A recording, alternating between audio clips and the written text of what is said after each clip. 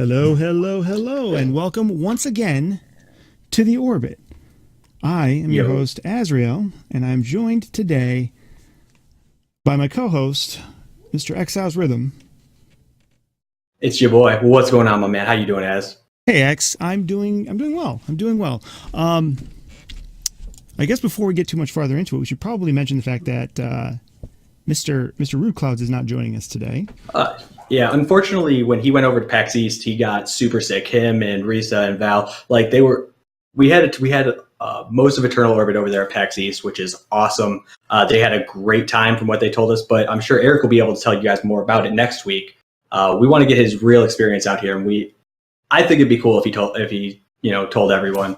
So, yep, Eric will be returning next week when we return to our normal Wednesday evening shows. As you guys know, this is a special time for the show that we set aside because we want to make sure that we had the card review stream late enough to guarantee that all the cards were revealed. Unfortunately, Eric did get con flu and is out for the count right now, but he will be back next Wednesday, and we'll have a full report on the PAX East experience that he and our fellow teammates, Valor Saren and Striving Light, had while they were there. So that's why he's not here. He will be missed. We're definitely looking forward to getting his take on the cards. But we will just have to press on without him because that's what teams are for. We carry each other when somebody can't make it. So. Everybody can make it when you're on the team, Az, because you're going to pick them up. Ooh, man. Showering me compliments already. It's going to be a good show. So, what else do we got going on around the team other than the fact that everybody was at PAX East this week? Yeah, so as you know, and everyone else is about to know, I'm writing an article about deck building in particular. Mm-hmm. Deck building has always been an interest of mine growing up in the trading card game community. As you know, and probably everybody else knows, I started in Magic the Gathering and really honed myself until I started into Hearthstone. And now, all of that experience is showing. And when the meta shifts, I really think that newer players or maybe not just newer players, but any player who's not very comfortable with deck building will be able to get a lot out of it. I'm nearly done with the first segment. It's going to be, right now I have it scheduled to be a five-part series. The first segment is almost done, should be up on the website before the expansion is released. I'm going to try to get it to editing tomorrow if possible. And it's going to be where do I start? So it'll be pretty apt. Right. I'm excited for it, Az. I think you're going to like it in particular, dude.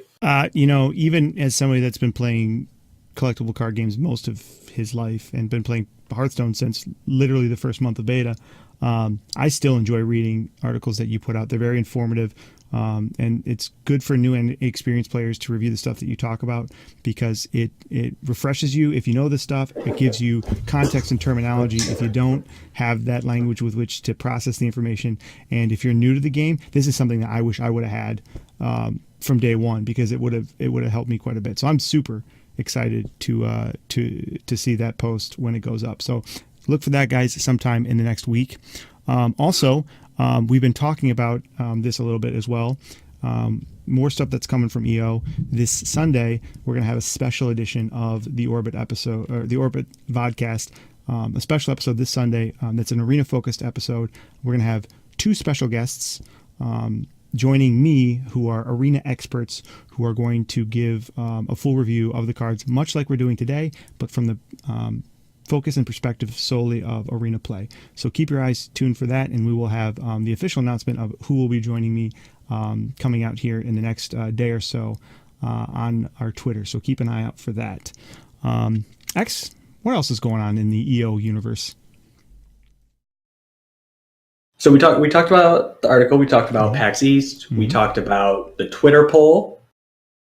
Oh, another Twitter poll, you say? Indeed. So this week we put out a Twitter poll about which class was going to be the strongest. We put 4 options, and they were. I want to hear what everyone else has to say. We're not going to have time for a Q&A like we normally do because it's going to be a card review stream. Whew, let's go, but. But we're probably going to look at the responses to the Twitter poll and bring up some relevant or interesting comments and be able to chat about them before we end the show. So we are definitely interested in what your take is. We're going to talk about what we think are going to be the most powerful classes throughout the show. But we want to hear what you guys say. So sometime between now and the end of the show, which is going to be at least probably 4 or 5, maybe even 6 hours, get over to the Twitter, vote for the class that you think is going to be the strongest. We picked the 4 classes that we think are the front runners. Vote for one of those that you like, or if you don't, put in the message below which one you think is going to be the strongest and why, and we'll cover some of those at the end of the show.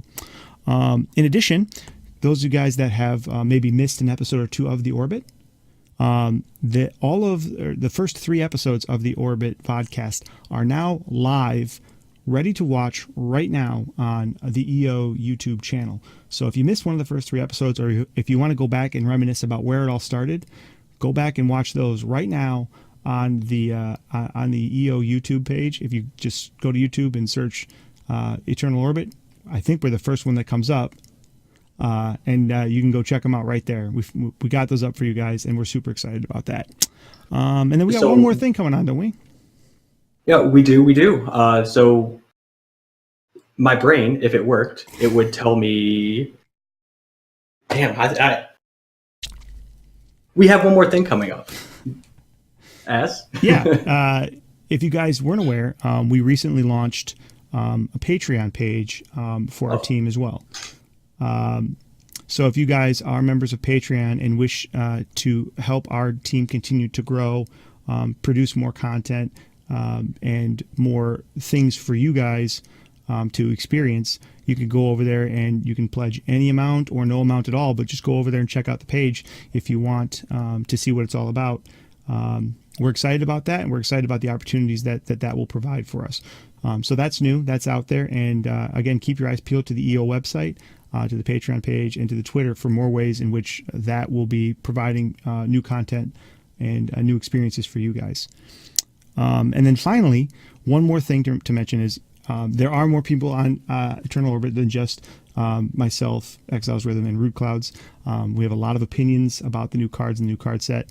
And one of our co-founding members, Blumplunk, who is on the EU server, primarily on the EU server. On the EU planet. Yes, and who lives on planet EU.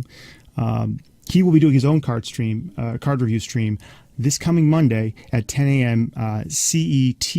That's some European time that my ignorant American brain doesn't know, but it's roughly 6 hours ahead of Eastern time, roughly 9 hours ahead of, exactly, ahead of Eastern time, and 9 hours ahead of Pacific time. So if you want to check that out and get his opinions on it, check that out as well. I'm actually putting this into my calendar right now. So you said 10 a.m. Central European time, or 10 p.m. Central European time? 10 a.m. Central European time. Okay, so it's 10 a.m. Central European time, which then if I lived on the East Coast, you're saying would be 4 a.m. 4 a.m. Mm-hmm. And then on the West Coast, it would be 1 a.m.? Correct. That is correct. That is correct. Organic reminder. Nobody will know what that means but you and I, but hey, we're going to go with it. Well, let's go. Yep. So what are we doing today? It's going to be a very long episode, but we're only doing a couple of things. Right. So we got this full card review, like we were saying, we're doing the whole entire set. Everything, even cards we've already talked about. Yep. And that's why we skipped over them a little bit in the previous episode, or not skipped over them, but just didn't give them the due attention. Here, we're going to go in depth. As Rael said, I could talk as much as I want, so we might be here for a while. I did say that. Yeah, that's only going to punish me, though, because everybody else can just pull their earphones out, go make a sandwich, come back, and then you'll be done by then, maybe. I don't know. No, I'll be finishing up, but yeah. Okay. And then, of course, the Twitter poll that we discussed, we're going to be talking about at the end of the stream. So right. I'm ready to get into it, dude. I cannot wait to get into it. I've been chomping at the bit at this all day. I've been prepping for ever since they did their final. I'm just going to say it because I love saying it. Ever since they did their final card dump, I have been sifting through that dump, and I have been writing down notes and opinions on every card that they have shown, and I can't wait to talk about it. And as often is the case, you can't wait to shoot me down and tell me why I'm wrong. But it's going to be a good time, and it's going to give you guys a lot of perspective on the cards, so you can make your own decisions ultimately going into the new expansion. I cannot wait. I honestly, I want to get in and go right now. There's a million things that I could say, but I just want to say about cards right now. Let's do it. So guys, grab your sandwich, grab your drink, grab your popcorn, buckle up, because it's going to be a long ride. Here we go. So we're going to go over here to the handy dandy board where we're going to review all these cards, starting with, drum roll please, not really, we don't have that effect, but we're going to pretend like there is one. The first card is, just kidding. This is a placeholder card that I whipped up just so I would be able to use Apocalypse on a card. As you guys all know, the meta is going to be flipped on its head with all these new cards and the rotation. Again, just to review, we're losing Gen, we're losing Baku, we're losing all of the odd even mechanics, we're losing every single Death Knight, and so many other things that have been pervasive in the meta for the last year. 2 years. Yeah. 2 years. 2 years. Well, again, Baku won't be a year, but yes. The important thing to note here is that literally every single meta deck is going away. The entire meta is leaving, because even if you're the only card that you have in there that's meta that's leaving is a Death Knight, that still dramatically changes the decks. So the meta is going to be obliterated and replaced with a new one. All right, without further ado, for real, here we go with the first card in our very long card review. We're going to start out today with Druid. With Living Roots, the first card. Crystal Power. Go for it. Crystal Power is a 1-mana Druid card that reads, choose 1, deal 2 damage to a minion, or restore 5 health. I like this card a lot. Mm-hmm. I think it is so powerful. It's a great... No, obviously it's no direct replacement for Naturalize, but it helps push Druid in a more, I wouldn't say consistent direction, consistent with its own identity, being that it deals with small minions in the early game just fine, and then doesn't scale well, or just gets destroyed in the early game by, like, say, even lax giants. Mm-hmm. But when they make it out, they get to crush. This really pushes us towards a token druid, but it also fits into those control and combo druids that I was alluding to just prior, that I know you love so much of, as. I won't be sorry to see those leave. I agree that I think this is a very solid card. I think this card actually has some sneaky upside with it, because of its ability to be used in literally all varieties of druid decks that we're used to seeing. You can use this in aggro, you can use this in mid-range, you can use this in control, you can use this in combo. When I looked at this card, the very first thing I saw was this 1-mana price tag right here. That 1-mana price tag, that to me screams, hey, they still want Druid to be able to use the card draw mechanic with Gadget Stand Auctioneer, for example. You had mentioned this in a previous review that we had done when we brushed over this card, that you liked the fact that this was a restore 5 health card and not gain 5 armor.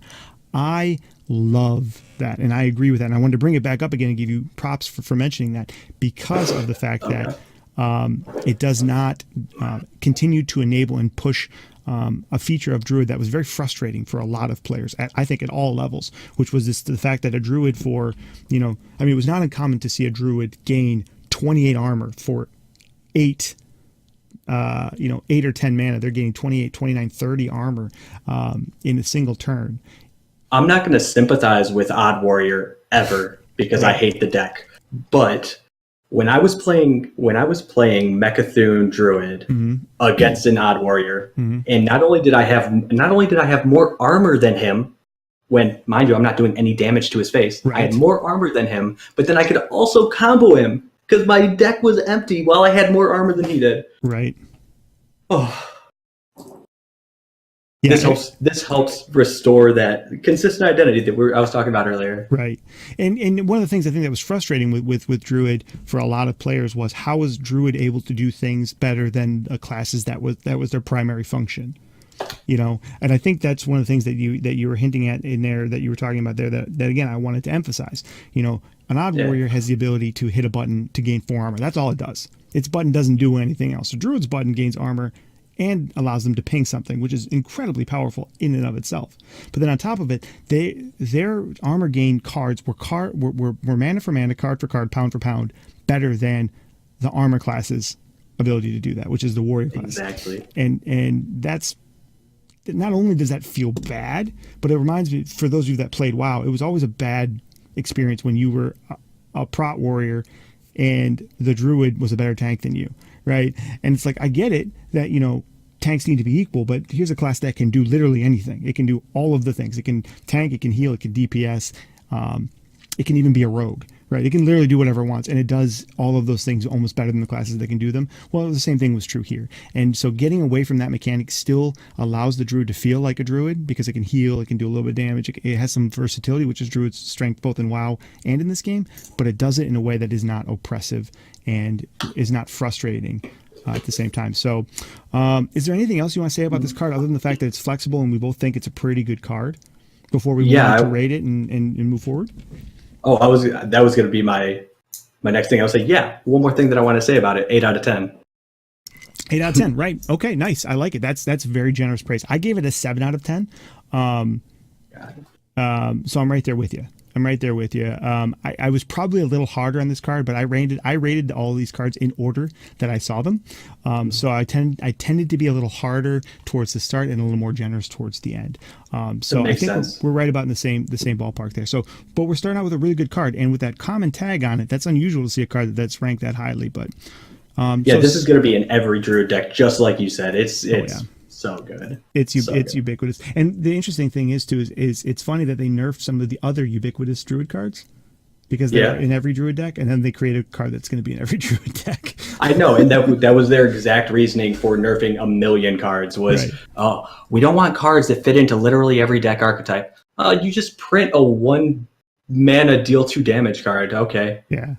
It's literally better than Holy Smite. Literally pound for pound 100%. Better than Holy Smite. It's a Holy Smite rolled in with what was the 1 mana priest card that healed 5, Innervate or Flash Heal? Yes, Flash Heal. It's literally those two, and you get to choose. Or Binding Heal. Either way. Yeah. But then it gets even more value because of a card we're going to talk about very shortly. So keep that on the back burner for now. Moving on. The next card that we have is the Acorn Bearer. It is a 1 mana, 2/1 common minion with Death Rattle. Add 2 1/1 squirrels to your hand. X, go ahead and hit it off, because I got some things to say about this card. Okay, so,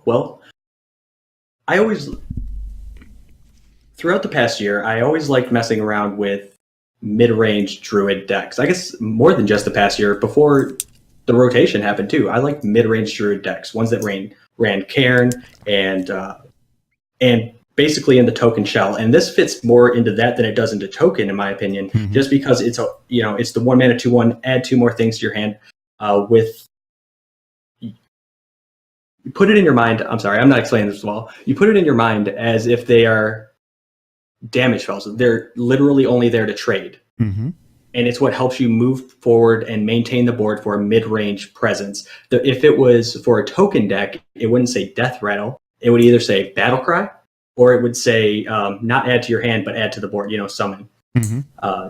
So for those reasons, it looks like it's going to fit into a mid-range druid strategy. It doesn't feel terribly strong, because any card that says Death Rattle isn't great, and any card with 1 health is even worse. So not high on it, but I can see some potential in one of those mid-range type druid strategies. Absolutely.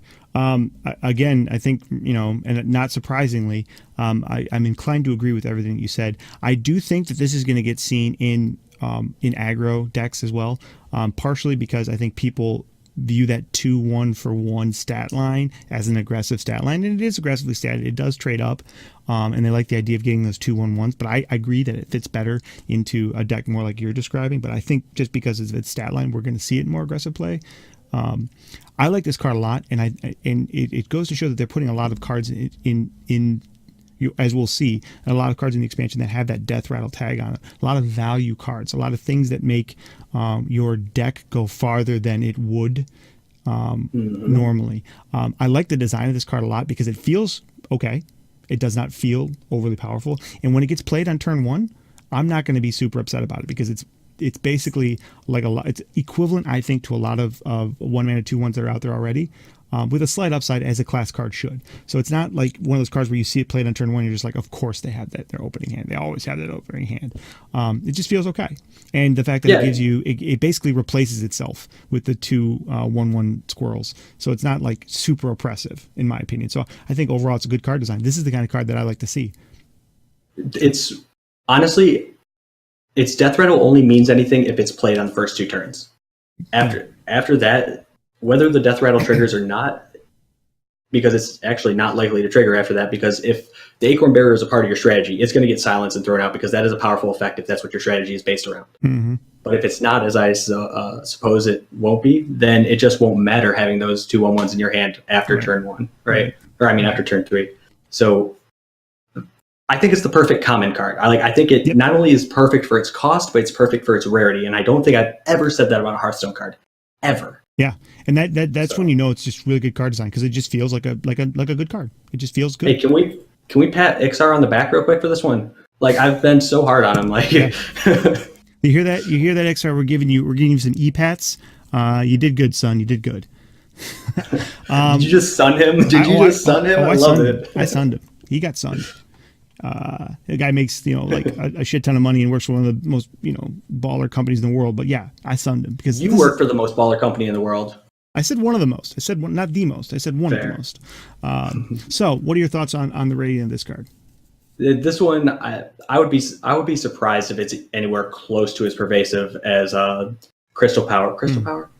Yeah. So I have to throw this one at a 5. It's not completely unusable, but it's not good. I went a little higher on this one because I think that, especially early in the meta, I think aggro decks are going to be more prevalent. People are going to play with them a lot. And I think that just looking at the overall card set, I think aggro is going to be very popular in this particular first season or first month of the new rotation, or the first set, I should say. I think aggro is going to be very, very pervasive in this one. So I think it's going to see a lot more play. That doesn't necessarily mean it's a better card. I just think it's going to see a lot more play. So I went a little higher. I went a 6 on this. I almost went a 7, but I thought that felt like a little too much. So I went a 6 on this one. But yeah, I mean, a 6 is a passing score. It is.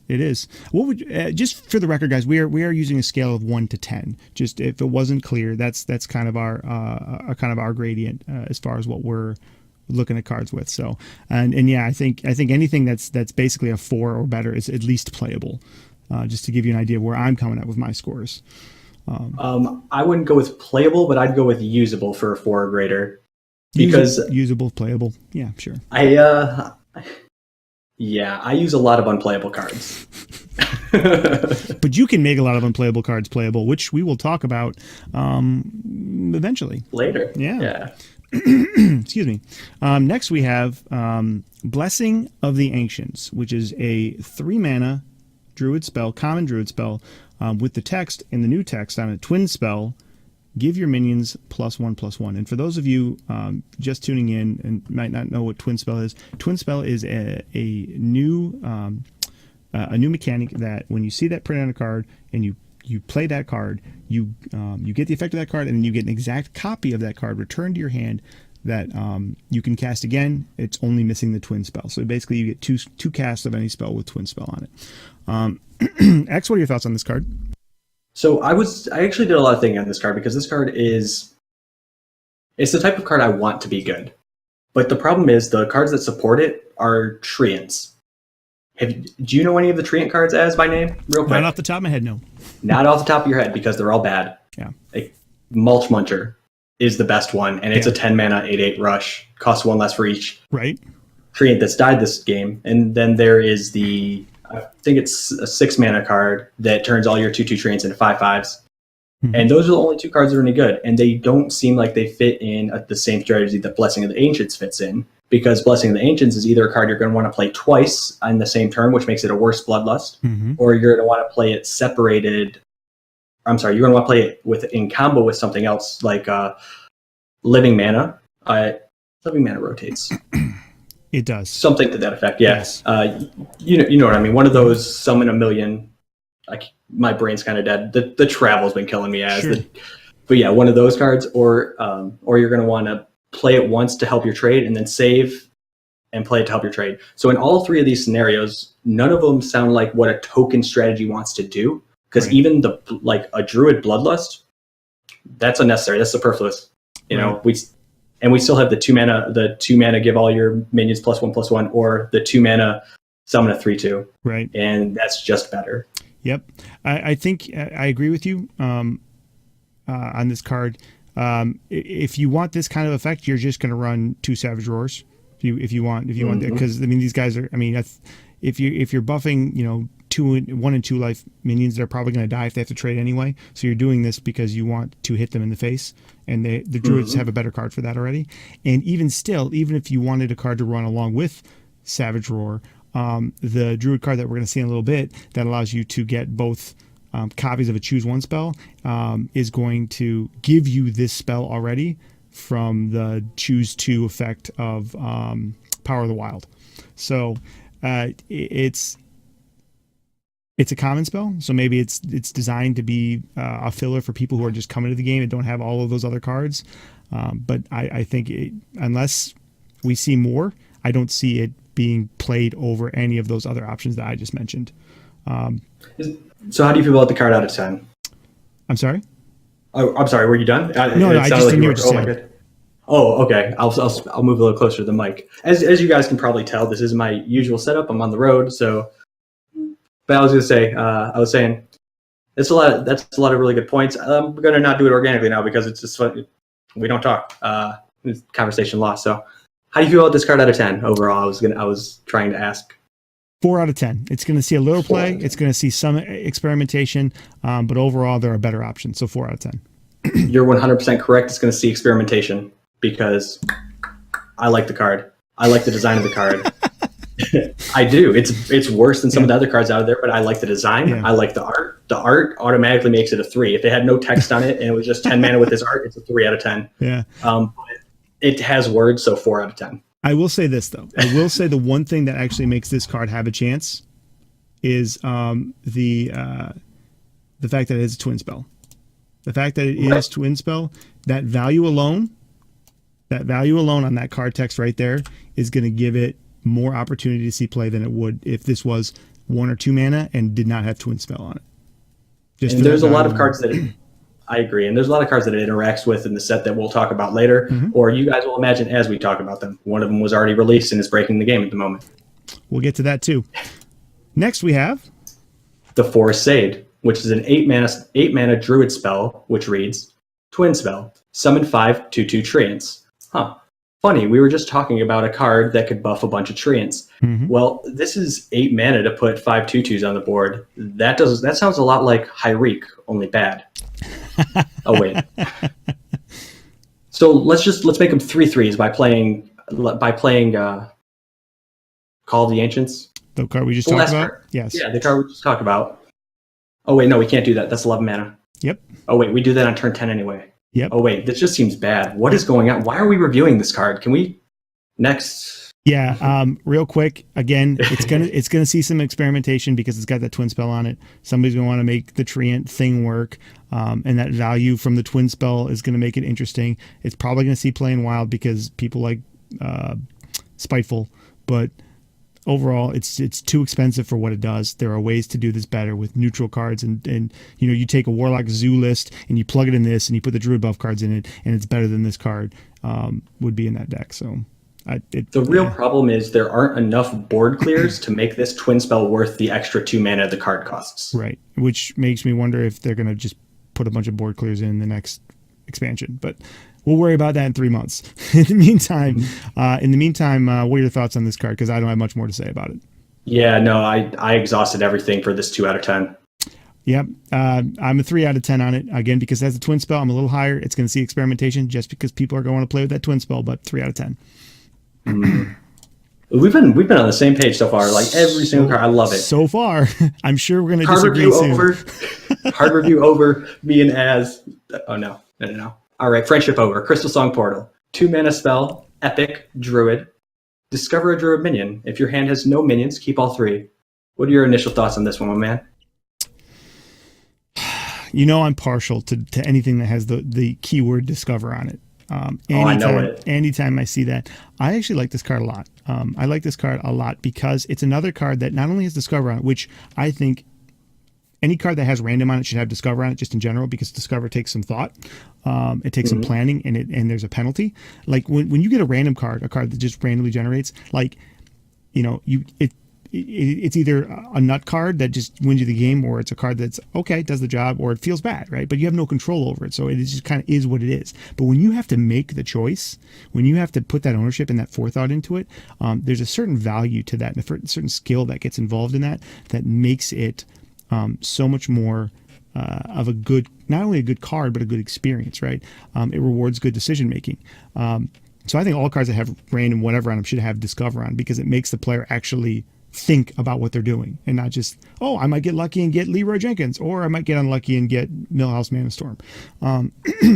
But that's a side note. That's just one of the reasons why I like Discover. And I wanted to explain that now, because we're going to be talking about Discover cards quite a bit during this expansion review. So, but I like it because not only do you have to make the choice about the Discover, but you have to make the choice about when to use it, because it has that secondary effect to get the extra value. And I love cards that do that, because as you saw with cards like Omega Assembly, right? There are times when you don't wait till turn 10 to use Omega Assembly. There is times where it's correct to do that. And I like this because this is essentially Druid's Omega Assembly.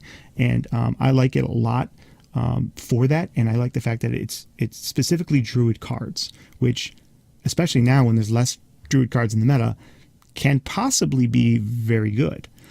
So overall, I'm very intrigued by this card. I think it has a potential to be a really good way to replace some of the card draw that Druid is going to be losing, but also to enable more mid-range and aggressive Druid decks, and not force Druid to be so much about control and delay decks, which made Druid feel very monotone as a class. So overall, I'm really interested in this card, and I like the design of this card a lot, for the same reasons why I liked Omega Assembly. So I'm pretty big on this card. Even if it doesn't turn out to be a very strong card, I like the card a lot.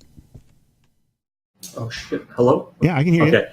No. My screen just went black. With the sleep? My trying to go to sleep. Yeah, exactly. I'm glad I caught it before it happened. What are your thoughts? Okay. Yeah. Yeah. So with everything that you said, I completely agree. I love it. I think he's going to see play in the mid range. I think he's going to play in aggro. But now let me give you reasons, please, why I think the card is headed in the wrong direction. Okay. Headed in the wrong direction. Not for Druid in particular, but just as a whole for Hearthstone. It says, discover a Druid minion. If your hand has no minions, keep all three. Master's Call says, discover a beast from your deck. If they're all beasts, draw three.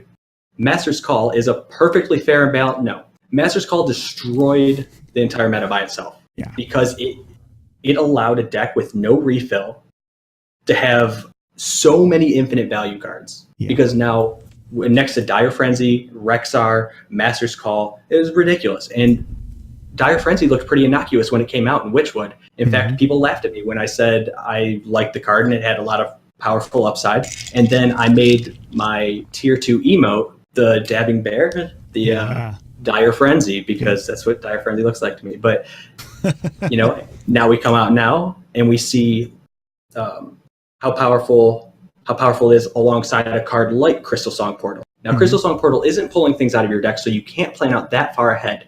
However, if you take, let's say, for example, an aggressive strategy, they completely dump their entire hand. They dump their entire hand by turn 4 or 5. Druid doesn't draw well. Then, boom, grabs 3 more minions. Is that enough to push him over the edge? Let's think about it as if we're Odd Rogue. Odd Rogue, drawing 3 cards for 2 mana on turn 6. Yeah, no. Odd Rogue would just win the game, right? Just 3. Yes. Yeah, easy. It has that refill that it needs. Yeah. 100%. Now let's talk about a token strategy.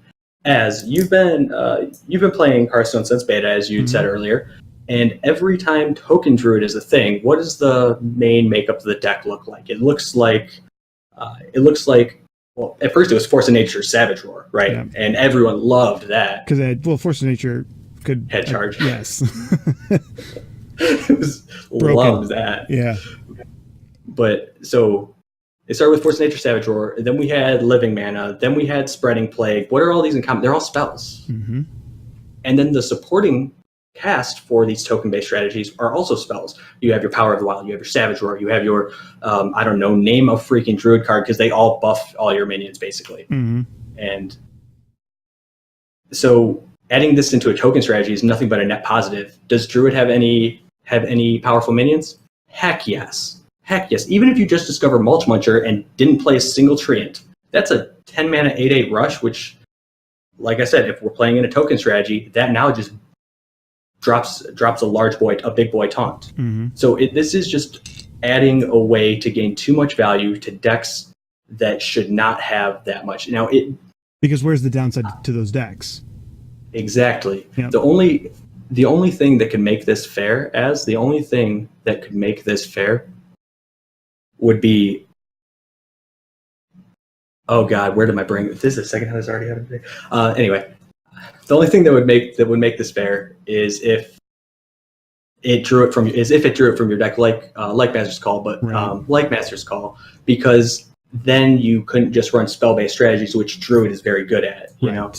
Yep. So for that reason, I think that it's taken the game in a bad direction. I love the card, though. I love it. I'm going to play the crap out of it. I don't think it's broken. I just think it leaves the door open for it to be broken, and that Blizzard has to be super careful with how they balance this card and balance Druid, and we know how good they are at being careful with balancing.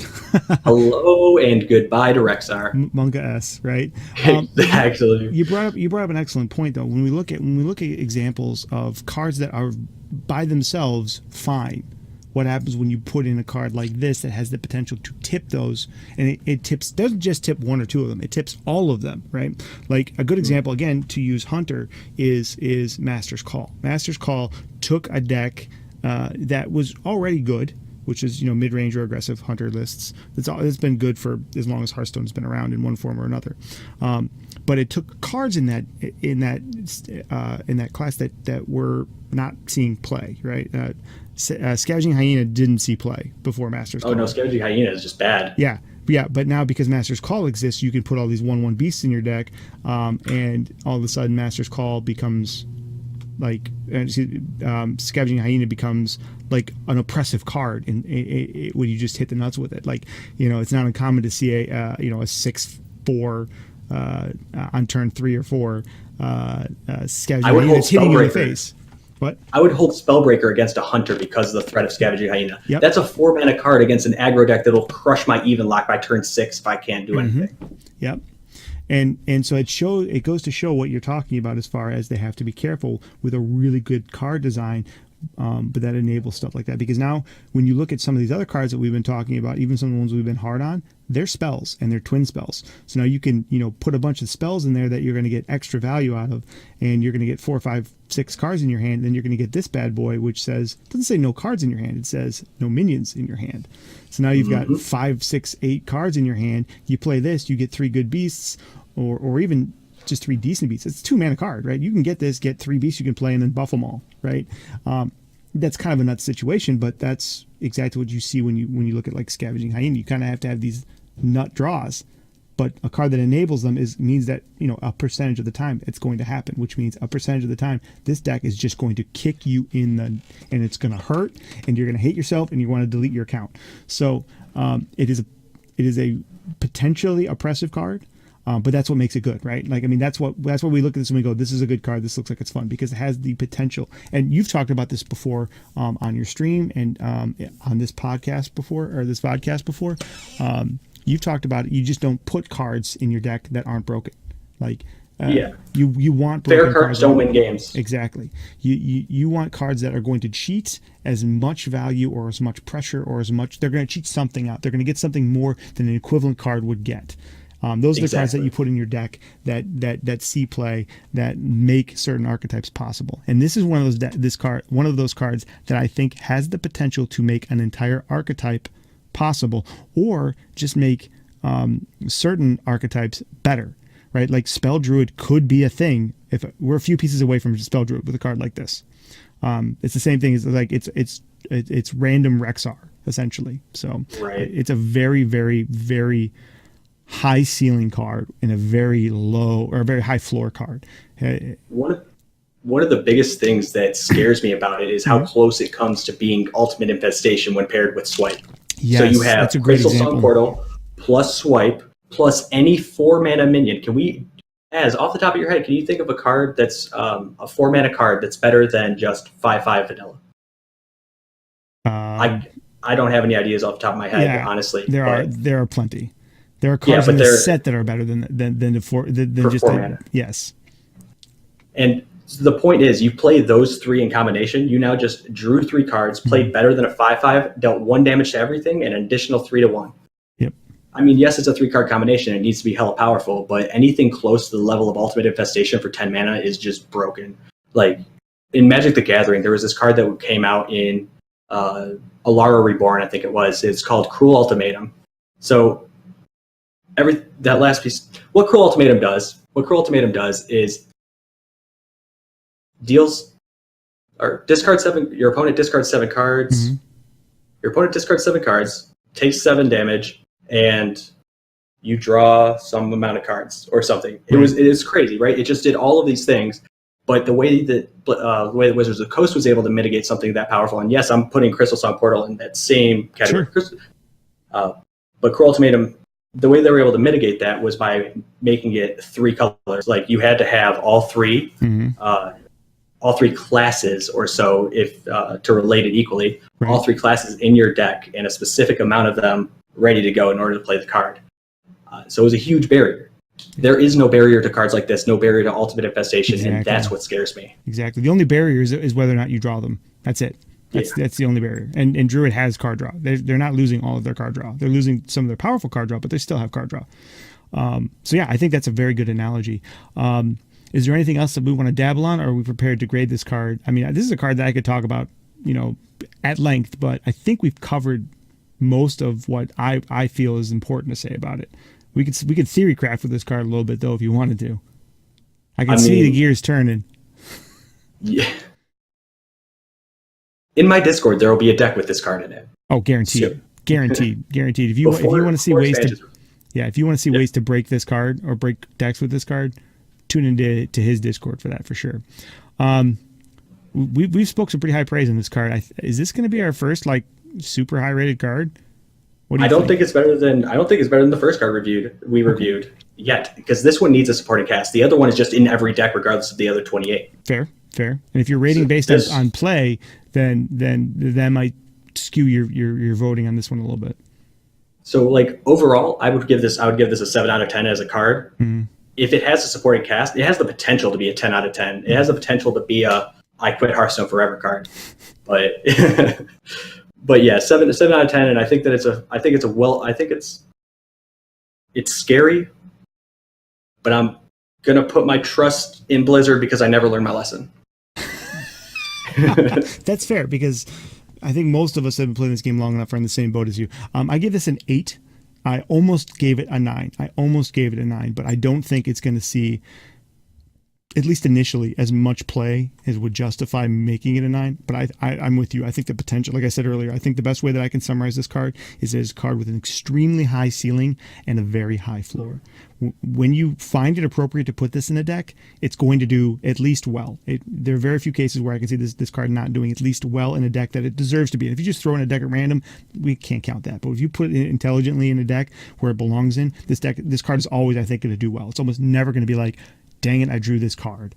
But it's never going to be a one-of. Exactly. But in this deck, but this card has the potential to be like a game changer in the right deck. So that's why I went so high with it. So that's why I was curious if you were going to be as high as me. This is the first card that breaks the top three numbers for me, and it happened early. But I'm really excited about this card, and I'm also effing terrified of this card. So hold me. I'll be right there, buddy. I'm getting my card right after this. All right, let's move on to the next one. We have another. I got this one. Alrighty, dude. The next one we have is another Druid spell. It's a 2-mana rare Druid spell called Dreamway Guardians that reads: summon 1/2 Dryads with Lifesteal. And I think it's important to note the Dryads because I don't believe Dryads are beasts, correct? Even though some of the other things that summoned, like the squirrels, are beasts. I didn't see the token for the Dryads, so I can't answer that intelligently. I believe they are not beasts. But I have to verify. Yeah, overall, I think this card is okay. I think it's good design at the very least. We're seeing a lot of spells. We're seeing a lot of spells that summon minions, particularly in Druid and Mage. Yep. But you're seeing them across the board right now, and it makes me feel like Blizzard wants to go into a more class specific direction with every class. So they're dialing down the overall power of everything. They're taking the Death Knights and the quests out and the weapons out. So dialing down the power of everything. And it feels like trying to make it go more like you have 20 to 24 cards that are from your class, and then you pick 6 neutrals rather than having it the opposite way around like it is now, Yep. So overall, this card isn't great, but I love the design. I am kind of up on this card. Oh, yeah. Convince me. Well, here's my thought. Taken in context with some of the other cards that we've seen so far, and the fact that they demonstrated kind of a tokeny or like an aggressive kind of either treants or other form of Druid deck that you want to make, but they're trying to get some sort of like aggressive or minion based, or I should say buffing your minion based deck. How aggressive that will be remains to be seen, but they're trying to get something like that going. They featured it when they did their last card, their final card reveal, their dump.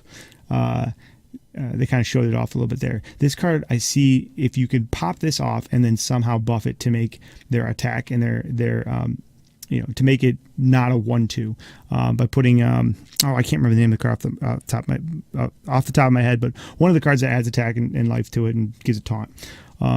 Or one of the other buff cards that they have. If you can some way buff this and get this out there, I think this is a card that can give a Druid deck that's combined with something like Gonk, where you're hitting them in the face a whole bunch, a way to get some extra life to be able to continue doing that. So I see this being some sort of like hybrid Gonk aggressive minion deck where you're like using combinations of things like what was it, the 0 mana Pounce card, is that what it is? You're using combinations of like Gonk and Pounce to clear their board and then protect your little minions, which you're either going to use the twin spell that we don't like, or more likely Savage Roar to then deal damage to their face. I actually kind of like this card a little bit because I think that if you can combo it in the right way, that it can actually be kind of potent. I think that this card is going to see a little more play than we're giving it credit for right now, because it looks kind of but it looks like one of those cards that if it's put into the right deck, I think it could be very powerful. So I'm a little higher on you. I'm not like going nuts for it, but I see this card getting experimented with a lot in that kind of deck, and I think that it has some potential to be pretty common and popular. I hope I'm wrong, because that means there's going to be a lot of aggro Druid, but that's just my feeling. So I see a couple of things, and then I'm going to ask you a question. Mm-hmm. I could see Crystallizer, and then the Crystal, the first card. What is that called? The deal 2 damage. Sorry. Crystal Power. Yeah, Crystal Power. So Crystallizer, the one that deals 5 damage to yourself, gain 5 armor, and then Crystal Power, which is deal 2 damage or gain 5 life, and Dreamway Guardians, and then the Stag, which we haven't talked about yet. That could be a pretty powerful curve if everything goes right, but it all starts with drawing your 2 out of 30 Crystallizer. True. What turn do you want to play Dreamway Guardians on as, like in general, normal game? What turn do you want to play this on? You either want to play this right on turn 2 just for the bodies, because it's a 2 mana 2/4 worth of stats. It's a Firefly. Yeah. Or you want to play this on a turn where you're immediately buffing it somehow, probably like with a taunt. Okay, so Defender of Argus, maybe? Is that fair? Sure. Play Dreamway Defender? I think that's a great example of how this card would see play. Yep, so that would be 2/2/3 life steals on turn 3 when you haven't taken any damage yet. To me, that feels like it fits better into a mid-range strategy than a token strategy. What I'm saying is the life steal is basically irrelevant. That's fair. And so we just look at it as a worse Firefly because you can't split it up. That's how I see it. 100% don't disagree with anything you're saying. And that was it. Mm-hmm. Nope, and I think that's an important perspective to keep, because my brain, when I look at cards, I tend to look at like ideal scenarios or worst case scenarios, or like these hit the nuts scenarios, because those are the things that feel the worst, right? So that's where my brain goes, is how can this card be used to its fullest in a way that makes me go, oh crap, I wish that was me right now, because that's a baller what they just did. Those are the kind of things that I try to envision when I come up with this. 75-85% of the time, it's either too hard to pull off, or there are just more effective ways to win with a class. But those are the things that I think of when I come up with these card analogies, because I'm looking at ways where I could potentially come up with that the card can become oppressive or break the game. So that's the scenario that I come up with, and it's nice to have your perspective to come in here and kind of take it down a notch and say, hey, realistically, this is what we're looking at, and that's why we call you the deck doctor, because you have that perspective. My brain is basically the new new autocomplete deck feature. As soon as you feed me a card, I'll spit 29 more back at you, and like how it can work. I love it. Like I didn't see this card before we started. Don't tell the fans. And so like immediately I was able to come through with that curve, like, because that's the way it works. That's how your brain is wired, and that's why we love and value your opinion. So I think it's crazy that I'm the one who brings you guys down with how energetic I can be. Well, you can hit us with the logic and the perspective and have a lot of energy doing it, my friend. So what's your thoughts on rating this card? I'm assuming it's going to be on the lower end. Yeah, this has got to be it. I don't want to make it a 2, so I'm going to say 2.5, but 2 really. I was going to say, I saw your mouth form the word 2 and then you backed off of it. I'm a little higher on this card. I think this card's a 4. I think it's going to see a lot of experimentation, though. Remains to be seen how good it is. But I'm a little, like I said, for reasons I already named, I'm a little higher on it. So 4 is what I wrote down. But after hearing your argument, I want to go lower. But 4 is what I wrote down. So 4 is what I'm going with. Go with 4. It's the principle of the matter. Damn right. Next card we have is... Oh, this Crystal Stag that I was just talking about, huh? Mm-hmm. So Crystal Stag is a 5-mana druid card. It's Crystal Stag is a 5-mana druid minion. It's a 4/4 that reads, Rush, Battlecry. If you've restored 5 health this game, summon a copy of this. It is a beast. And so we were talking about the curve earlier with the Dryads, the Crystallizer, and the Crystal Power, and how that would be able to satisfy this 5 health condition. Again, it's all dependent on Crystallizer, but I think that it is good enough to see play. Crystal Stag is more than just for its tempo, the tempo of playing 2/4/4s on turn 5, because there's also the card Predatory Instincts, which it draws a beast from your deck and gives it +0/+4. So now, if you play it, you'll get 2 4/8 rushes because it summons a copy of that, just like Serenite Chain Gang used to, instead of summoning an extra copy of Serenite Chain Gang. So I think this card has a lot of potential. I think that it is not the worst thing in the world you can do if you don't satisfy its condition. Which is, it's got to pass the vanilla test first. And for anybody who isn't familiar with that term, vanilla test, it means if you take all of the words off of the card, just have the numbers. How good is it? 5-mana 4/4? Not the worst thing in the world. Yeah, but it's not terrible. Good. So, not bad. How do you feel? First of all, I want to say that I love the card art. A lot of the card art in this set, by the way, I'm going to be talking about a lot, is dope. You mentioned card art already. We're like 5 cards in. I love the card art in this card a lot. It's just awesome. You can see it's just what you could think is a cool form, druid form from WoW running through Dalaran, and it caught my eye right away how cool this card art was. That said, I agree. It does not quite pass the vanilla test, but playing a 5-mana 4/4 when you're desperate doesn't feel terrible. I love what they are doing with the rush mechanic. I love that they are doing with rush what they probably wanted to do with charge, but they realized people would just go face with it. I love the fact that they're giving people ways to be more proactive and responsive in the game. Yes. We're seeing a lot more rush cards in this set than we've than we've seen ever before. And Rush has been around for a minute now. We're seeing more Rush cards in this set than we've seen, I think, in any set before. And I love that because they're giving people, because how frustrating it is to know that you have a card in your hand that can answer something, but because of summoning sickness, which is those little Z's over their head. If you didn't know what that was, guys, that's the common term for that is summoning sickness. It means that they can't attack for that turn. Because of summoning sickness, you basically know, well, when they play a minion and you have no answer on the board, you go, well, if it's got a 4 attack on it, you go, well, I'm taking 8 damage because it's going to attack me, and then I'm going to play a card, and it's going to attack me again, and then I'm going to kill it. That feels bad. Especially for classes that don't have a lot of removal or a lot of answers or a lot of taunt or a lot of healing, which is most of the classes, right? This is giving classes, maybe not Druid because Druid has a lot of those answers, but other classes that get rush, like Rogue is getting a lot of rush mechanics, for example.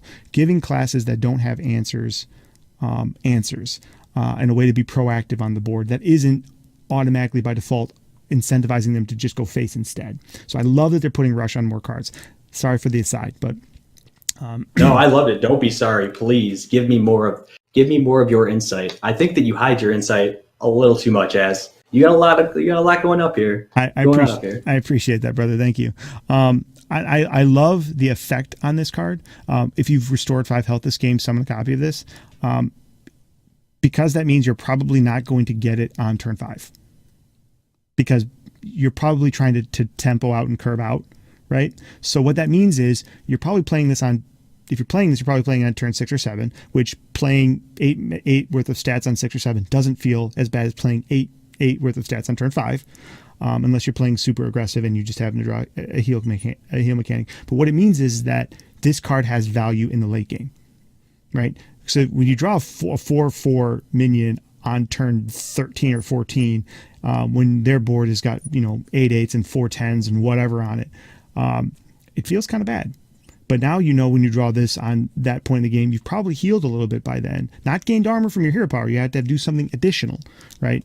But now you draw and you go, okay, well, at least it's 8 8 worth of stats. It gives you a chance to, and they both have rush, right? So it gives you a chance to kind of come back in a game so you don't feel bad when you draw this late in the game. And again, I like that mechanic because how many times do we draw a card in the late game? You go, of course it's that thing that does nothing for me, and now I'm certainly going to lose because I'm top decking a 4/4 when I needed something more proactive, or something that could somehow prevent me from losing.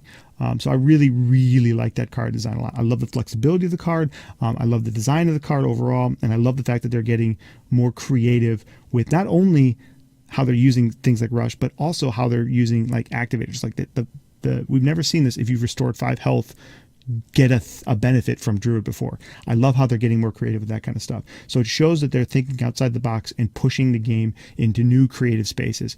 So there's a lot that can be said about this card that isn't just about the card itself. But overall, I really like the card a lot. I'm pretty excited about it, even if it doesn't, again, see a lot of play.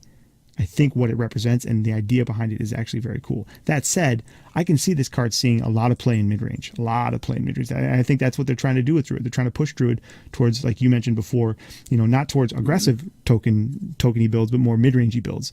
And I think they're doing the same thing on the other end of the spectrum, trying to get away from the super controlling stuff and more toward the mid-range stuff.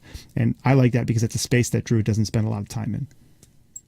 I agree with you there. It's like Druid has always had the tools to make a mid-range deck because the minions are perfectly set to be mid-range minions. The spells for the most part are perfect. Like Swipe is the perfect mid-range spell. Absolutely.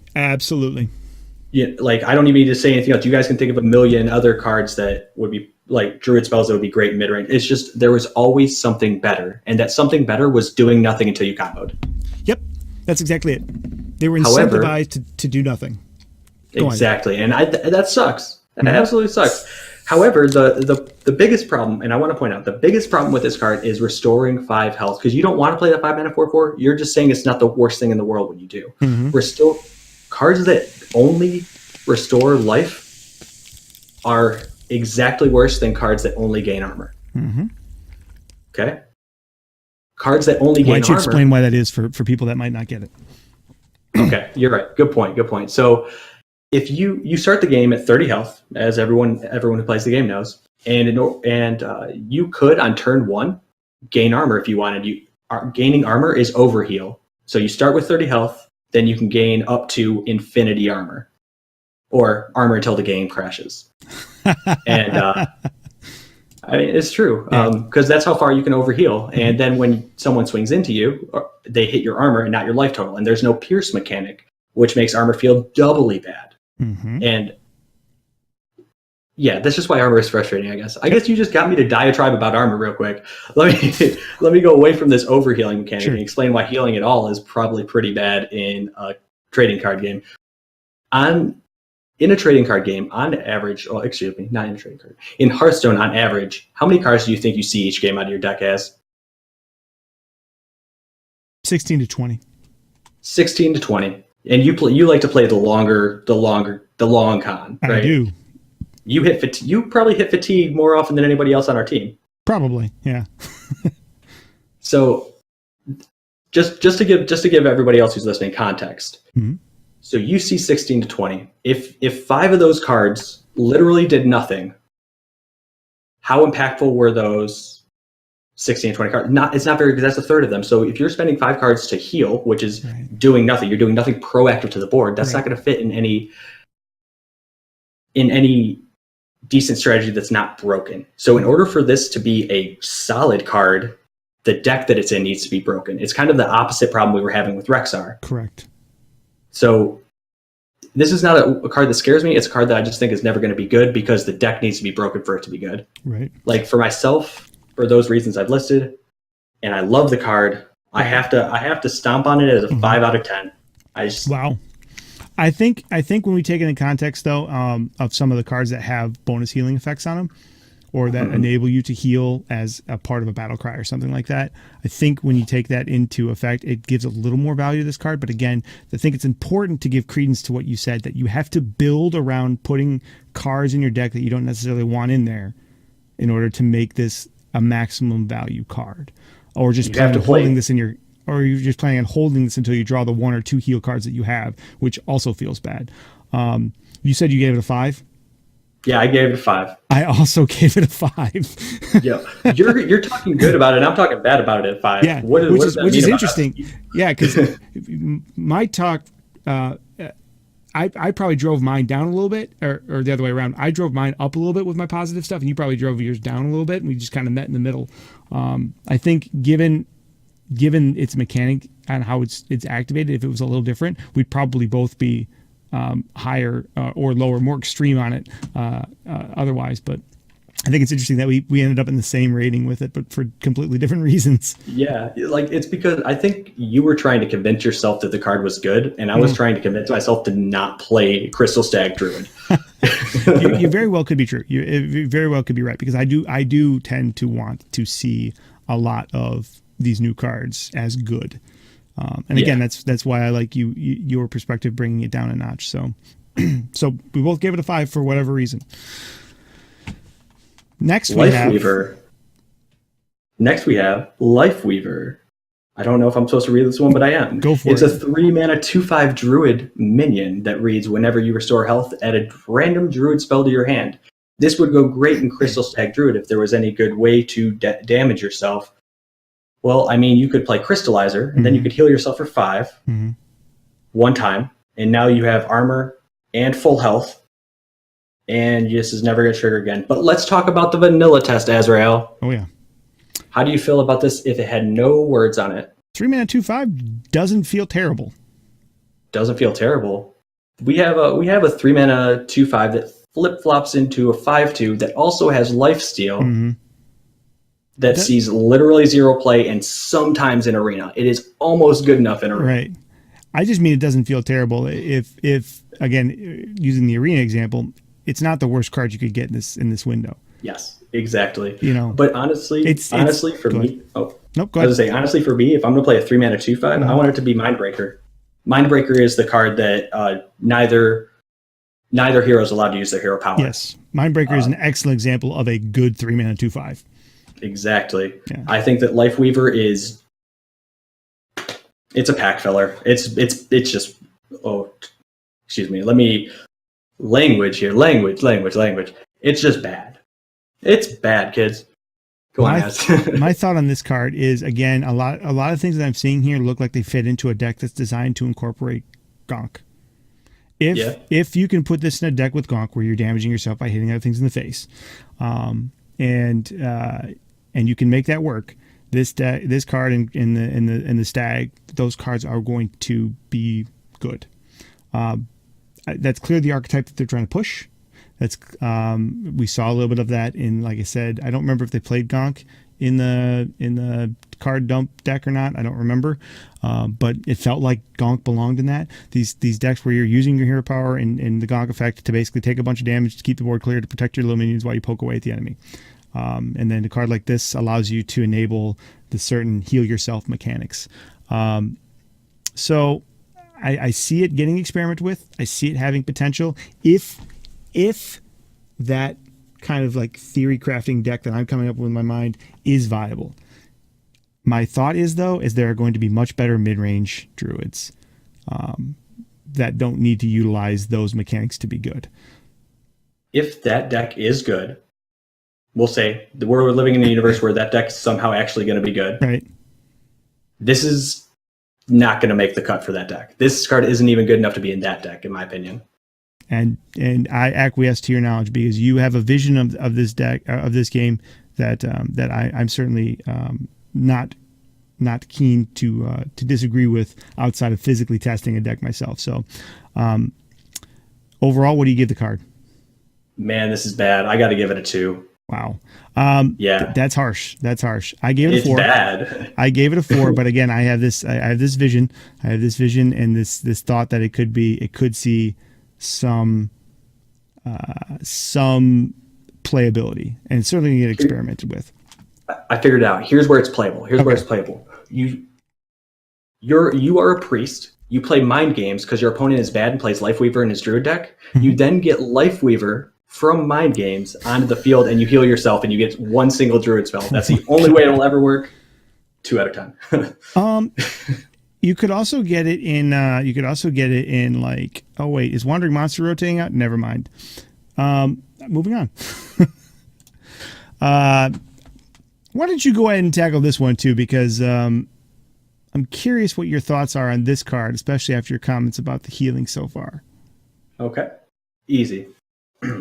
So, Lucent Bark is an 8-mana 4/8 druid minion, legendary, that reads Taunt. Also, Death Rattle, go dormant. And for those of you, I'll finish it up. Death Rattle, go dormant. Restore 5 health to awaken this minion. So what dormant means that it still takes up a spot on the board. It takes up a spot on the board as if it were a minion, so you can only have 6 things aside from it. But it never goes to the graveyard. It stays on the board like that. And then once you're able to satisfy its awaken clause, which for this is restore 5 health, it comes back to life. What's interesting about this, the other 2 famous dormant cards are Sherazan, which is correct me if I'm wrong on this, as a 4-mana 5/3 or 5-mana 5/3? I believe it was 5 mana. Okay, it's a 5-mana 5/3. 5-mana 5/3 rogue legendary that play 3 cards to awaken it. And then there was the Darkness, which is everybody's favorite 4-mana 20/20. Starts out dormant, but the opponent needs to draw their entire deck and then kill your 20/20 for free on their turn in order to activate it. So we know both of those cards were miserable because you couldn't reliably activate the awaken clause. Right. Now this seems a little easier to activate, right? It's just restoring 5 health, and we're already being incentivized to heal up with Druid. There's going to be one card that's going to go in literally every Druid deck, Crystal Power. I've already brought this up. We're 8 cards into it, and I've talked Crystal Power for 7 out of 8 of the cards. Right. Shows you how powerful it is. Yep. But Crystal Power activates it. You have... Wait, is this 5 health in one turn or 5 health 5 over health. the course? It's got to be one turn. It's 5 health. I think it is to do 5 health. I read that. I guess we should talk about this. I have not confirmed this. My reading of this is you have to restore 5 health. And I believe that is just 5 health, period. I don't think it's one turn. I don't think it's in one lump sum. I think it's just 5 total health. So the way I read it is 5 health in one turn, because Sherazan's wording is play 3 cards to awaken this minion. It says play 3 cards this turn. Does it? Yeah, I think it was 4. It was how many ever cards this turn. How about Dragon Soul? How does Dragon Soul read? The weapon, the priest weapon? Same thing this turn. I believe it's this turn. Okay, well, if they say this turn on it and this one does not say this turn, the assumption for me would be not this turn. Yeah. So the question then becomes how much or how much health restoration are you going to do in Druid? Well, the biggest problem is that this is a taunt. It's a big butted taunt. How are you going to restore health through a big butted taunt? And not to mention it's an 8-mana 4/8. This only goes in spiteful decks, and by that I mean when you get it from the 8-mana some random summoning effect. Yeah. It's just not good enough. It's not miserable. It'll see play. People are going to experiment with it, and then they're going to realize the deck is legendary. Bad. Yeah. Yep. And then they're going to realize it's bad. They're going to complain to Blizzard about how Druid never gets any good cards anymore. They cut Naturalize, gave no replacement, and then next set they're going to print Rexar, only make him a Druid class card. Oh my god. Okay, so this card, I have to be careful on this card because emotionally, this is another one of those cards that I love the design of. I love the design. I loved playing green in Magic because I love those big forest related beasts that just stomp on the battlefield and just crush everything. It even kind of looks like Elvish Aberration, which is Force of Nature, if you remember that. Yeah, card. Exactly. Yeah. But I love the design of the card. I love that they're experimenting again with bringing back things like going dormant and with a new mechanic and whatnot. This is a card that I look at and I want to be good, and I feel like it's gonna. The deck that they want to play it in, it probably won't see play in. It'll end up being seen. You're going to see this in Wild in taunt decks. You're going to see this maybe thrown in experimenting with like spell-based Druid where they want a big body to buy them time, or you're going to see it in control Druids. If heal Druid can work, yeah, this card's going to see play. But I think there are just better ways to pull it off. I would rather have 2 copies of the Stag in my deck and having to cut this to make room for it than put this in that deck, because that deck I think wants to be a little more aggressive than this card. So it's a fun card. It's a cool card. I like the design of it. But I think right now, with what I can envision looking at the set as a whole, I can't see it seeing anything more than experimental play. But I really want to like it. So I have to kind of separate those two things out. And if maybe in the future they print more that makes this work, then cool. It'll make a resurgence in the next expansion. But I think right now it's just kind of going to be, after the first week or two, people are going to realize it's meh, and it's going to get relegated to sitting on the shelf for a while. I give this card. I give this card. Before you rate it, I got a question. Okay. Before you rate it, I got a question for you. This might help you rate it. Sure. So, if this card didn't have its death rattle, how much mana would it cost? If it didn't have it'd probably be something like 6 mana. Okay, would you play a 6 mana 4/8 taunt? Probably not, no. Yeah. Oh, hell no, you wouldn't. Yeah. Hell no, you wouldn't. Would you play a 5 mana 4/8 taunt? Probably not. You're getting close. Yeah, you're getting closer. It's real close. So now we're talking about 3 overcosted. How many times does this need to activate? How many times does it need to get awakened? Now we're not even considering silence as a mechanic. How many times does it need to get awakened for the 8 mana to be worth it? At least once. Once? Yeah, at least. So just once. Once it becomes an 8 mana, I mean, not counting the cost of the 5 health, it becomes an 8 mana, 8/16, which is, with taunt, which is pretty decent. Yeah, okay. I can agree with that. So personally, and I didn't mean to hijack it because I know that you were about to give your attitude. Go for it. Given the leading questions I just asked you, you can tell exactly how I feel about it. That it's extremely overcosted, and we know that overcosted cards are always great. It is a 4 out of 10. See, originally I had this written down as a 4 out of 10, but talking it out and listening to you, I actually changed my vote to a 3 out of 10. I don't blame you. Yeah, so it's because again, it's one of those cards where emotionally I looked at this card and go, "That's a cool card. I like it. I want to like it." But I also want to like it. I'm going to play it, and then I'm going to regret it, and I'm going to get mad at Hearthstone, rage quit a stream, and then come back with a decent deck. So, okay, moving on to this is the last card in the Druid set. And after we talk about it, before we bump it in the next class, maybe we just take a minute and just talk about the state of Druid for a couple of minutes before we move on. Now that we had a look at all the cards. But I'll go ahead and introduce this one, and then we'll go ahead and start talking about it. So the last card we're looking at is a 2 mana 2/3 legendary minion, Keeper Staldaris, or Staladris, excuse me. After you cast a choose one spell, add copies of both choices to your hand. This card for me is kind of exciting. Again, for its potential and its cost, you're almost always guaranteed to get at least, if you're playing this on turn 2, 3, or 3, 4, 5, which is where I think you'd want to play it, or either that or late in the game when you want to do a big burst and then have the ability to do a second time the next turn, kind of like how Kragwa allows some shamans to be able to do that kind of stuff. I think this card has a lot of potential for giving you some throughput and some extra value out of your spells, because you get 3 copies for 1 card. Even though one of them isn't the effect that you wanted to, it's still 3 for 1 of good effects. I mean, all of the choose effects are almost always good. So I really like this card a lot for its design and its potential. I think it's going to see a lot of play and a lot of experimentation, and I think that there's going to be viable decks that this card fits into. I think it's a very solid card, and I'm pretty excited about it. Yeah, I think the card's fantastic. The reason that I think it's fantastic is because the decks that want to play it are never going to need to tempo it out. You're not going to put this in your long range control deck. Well, you might, but that's not where it's going to shine. It's going to shine in the mid range deck that's trying to generate enough value to keep up with the control decks, but still be strong enough to.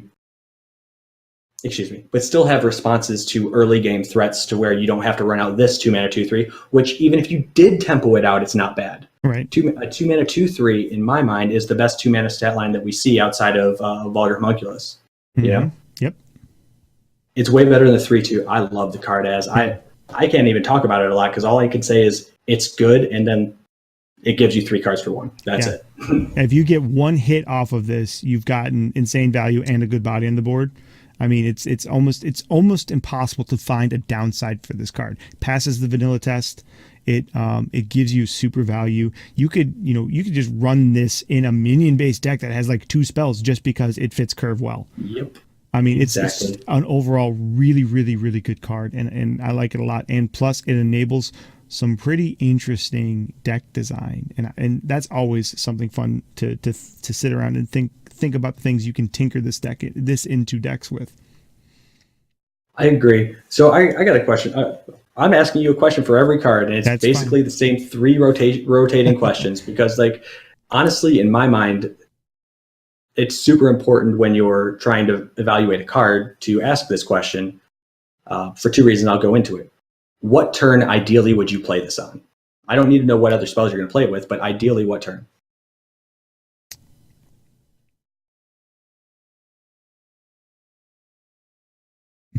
Well, again, it depends on the deck that you're playing, but I would say you could play it on 2.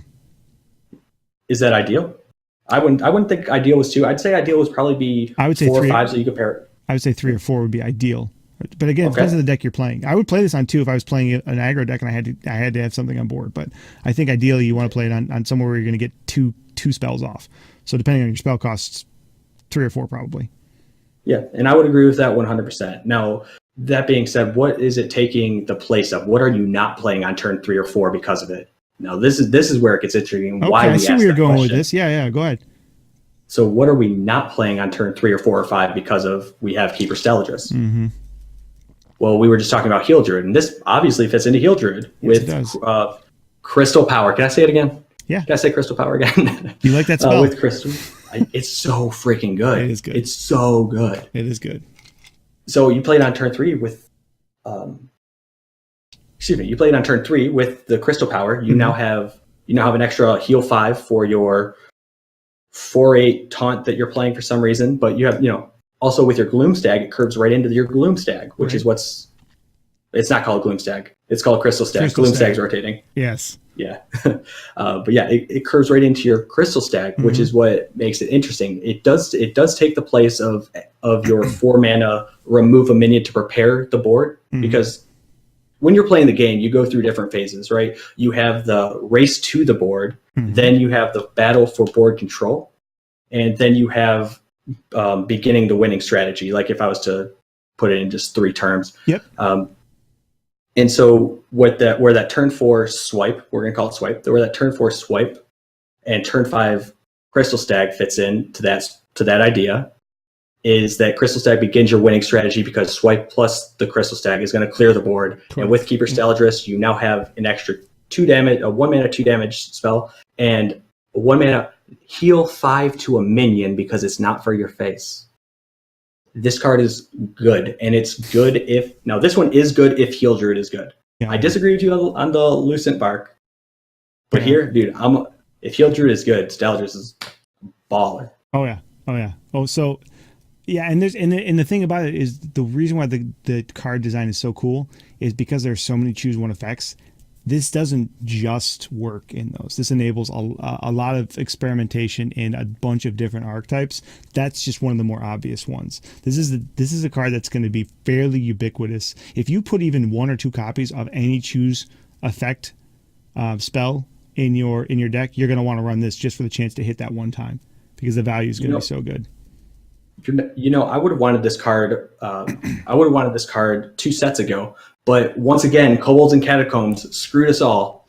My favorite card in the world, Branching Paths, would be so way too broken with this. Yeah, sorry, Wild. So I'm not. I know. So is there anything else you want to say? Are you ready to rate it and move on to our overall Druid evaluation? Yeah, I can rate it at a 9 out of 10 unless you wanted to do that first.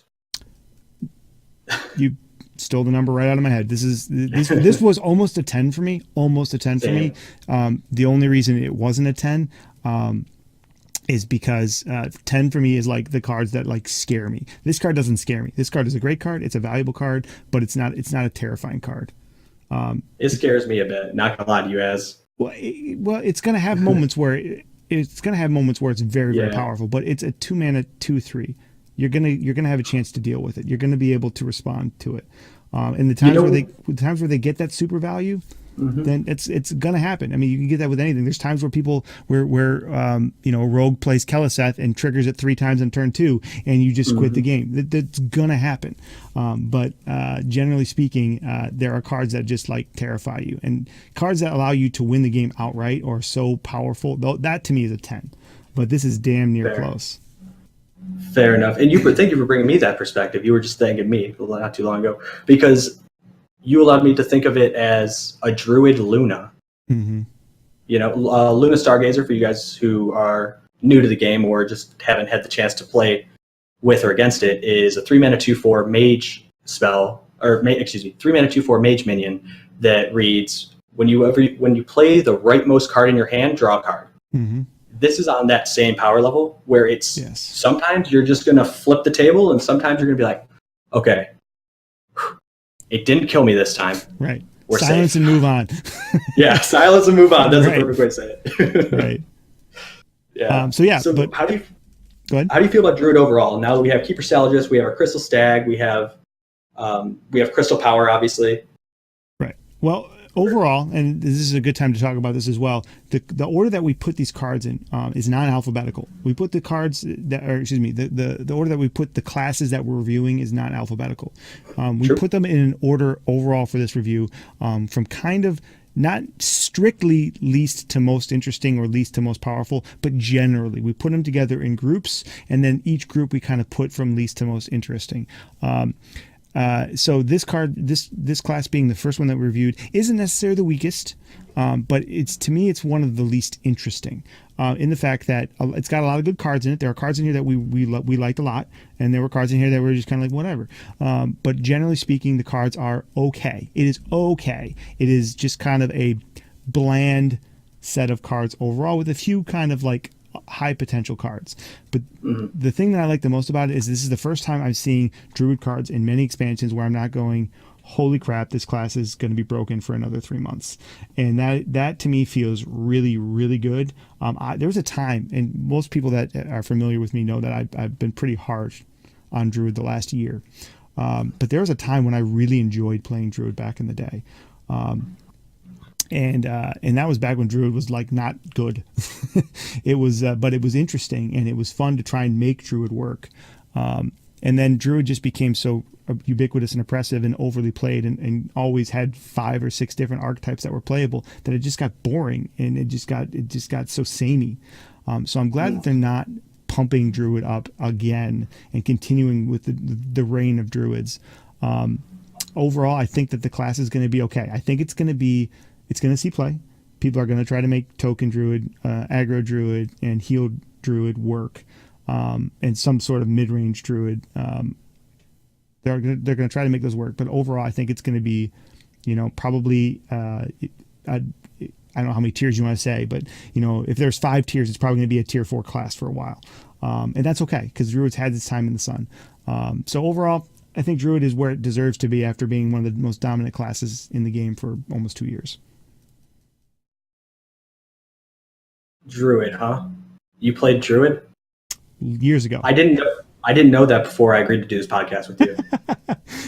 Look, it was like I was young, I was experimenting, all the kids were doing it. The person I was dating at the time kept pressuring me. I didn't want to, but they said they were going to break up with me. So you know what? Yeah, in a moment of weakness, I might have gotten Druid to gold at some point. No, but real talk. I think that token Druid is actually going to be a thing. I think the token Druid is going to be a thing. We're looking at a lot of cards in this set, not just with Druid, but with really most of the classes where token strategies are becoming more viable, which is awesome because that's going to transition us into a second set when we're all sick and tired of token aggro tempo, where they just add a million board clears, and some of the other cards get good that we were talking about earlier. Yep. So, I mean, honestly, the state of Druid right now is fine. People just don't want to play it because they've been playing it for so long. Have you played against a Mali Druid on the ladder or a Mechathune Druid on the ladder recently? Oh, well, anybody that watches my stream knows that if I play more than 20 games, I'm going to see at least 2 or 3 Mechathune Druids. But generally speaking, no. I've seen a couple, not very many, but every time I play against it, the deck does not feel like it's gotten worse. It feels like people just started hating it more. Yep. So I don't think the Druid's bad right now, and I don't think it's going to get much worse because it has a lot of cards that are not necessarily keeping it at the same power level. And mind you, Mechathune Druid is completely leaving because Naturalize is leaving. Yes. I don't, off the top of my head, have a good mechanic to play and kill Mechathune in the same turn. Not saying it doesn't exist. I just don't have it in my head. Not in Druid. Yeah, not in Druid. Not in Druid in particular. There are other classes. We'll get to that. Anyway. We keep hinting at something like there's something coming, but we'll leave it hanging for now. I get so excited. Anyway, but the state of Druid is fine right now, regardless of what the masses think. It is fine, and I don't think it's getting much weaker, just a bit weaker. Right. I'm not going to give it a rating like you did on the tier score, but I'm going to say that you're not going to hate to play against Druid, and you're not going to hate to play with Druid. Do you think it's going to be like Druid or Paladin kind of is right now? Like you're going to queue up and you're going to go, God, not another Druid. Or you're just going to be like, oh, it's token Druid, I got this. Or it's token Druid, I'm disadvantaged. It's not going to be the first two. And it's not going to be the first two because they're getting rid of cards that are so powerful that they cause all the matchups to be polarized because you have to be teched so hard against 1 or 2 strategies that you're completely screwed against all the other strategies. That's what having cards that are so insanely powerful does to your game. That's why balance is important. Having cards that are much weaker than others is fine, but much more powerful, it don't work. I love that you said that because it reminds people to temper their concerns, maintain perspective, and remember that when the old meta is leaving, doesn't necessarily mean that the new meta is going to feel just the same way. Give yourself a chance. Just give yourself a chance to experience the new meta before you hate it, like preemptively. So, okay. Well, I think we're ready to move on.